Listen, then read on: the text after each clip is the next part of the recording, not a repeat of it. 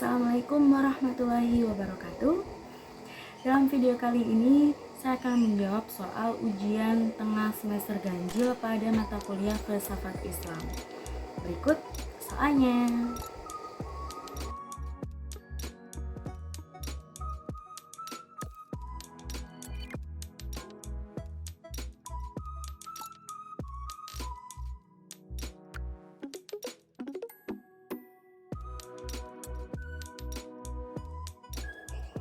Jawaban dari persoalan tersebut yaitu Yunani bisa disebut sebagai akar dari pemikiran filsafat di dunia.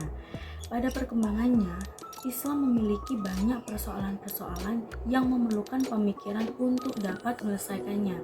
Tentu saja dalam memecahkan persoalan memerlukan peran akal yang optimal, sehingga muncullah filsafat Islam. Filsafat Islam ini sendiri memiliki historis yang cukup panjang. Ketika berbicara tentang filsafat Islam, tentu saja tidak lepas dari filsafat Yunani. Kenapa? Karena filsafat Islam memang mendapat pengaruh dari filsafat Yunani.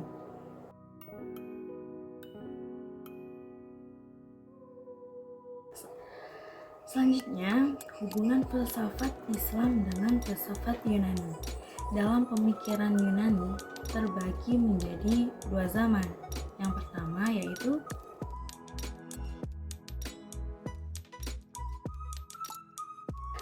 pertama yaitu zaman Yunani atau Helenis. Pada masa ini muncul berbagai aliran dari para filsuf seperti Pythagoras, Plato, Aristoteles, dan lain-lain. Dan yang kedua yaitu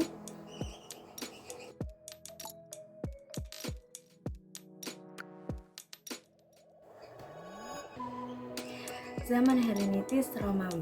Zaman ini setelah Aristoteles. Masa ini terhitung sejak pemerintahan Alexander the Great, yang dikenal zaman filsafat Yunani yang merupakan warisan Yunani yang telah tersebar.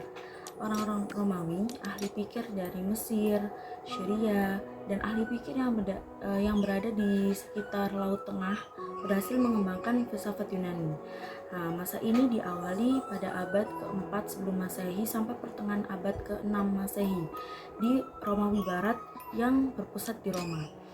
Di Bizantium, Romawi Timur sampai pertengahan abad 8 Masehi yang berpusat di Alexandria, Iskandaria sampai abad ke-8 di Syria dan Irak.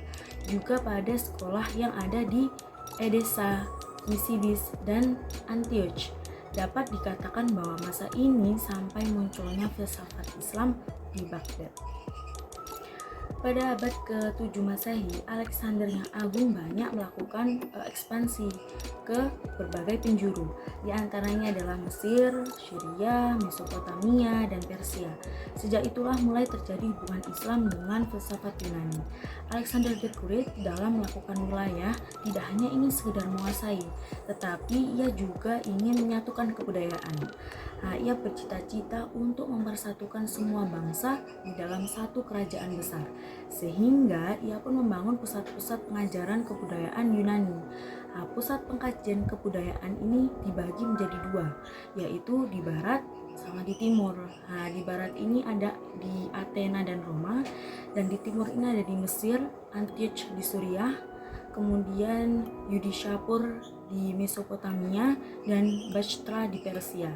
Baik bagian barat dan timur letaknya cukup strategis, sehingga dipilih menjadi pusat pengkajian kebudayaan dan berbagai ilmu pengetahuan. Adanya pusat pengajaran ini banyak melahirkan para cendekiawan. Jadi, masuknya filsafat Yunani dapat dikatakan masuk bersama dengan misi ekspansi yang dilakukan Alexander the Great yang berhasil menaklukkan wilayah yang kemudian dijumpai oleh ahli pikir Islam. Sehingga para pemikir Islam menerima pengajaran baru berupa kajian kebudayaan Yunani dan ilmu pengetahuan yang diciptakan oleh Alexander the Great tersebut.